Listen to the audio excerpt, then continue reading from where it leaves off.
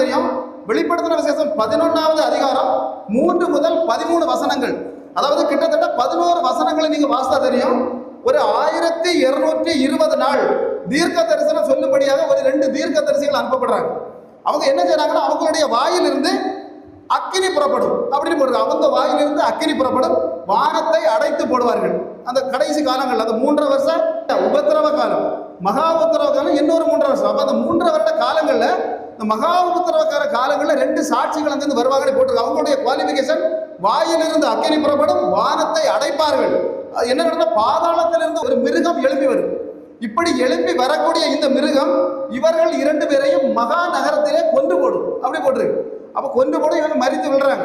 அப்ப அந்த இடத்துல இருக்கக்கூடிய எகிப்து தேசம் முதல் இஸ்ரவேல் தேசம், எல்லா தேசங்களும் உலகம் முழுவதும் இவங்க பாடியை பார்க்கும்.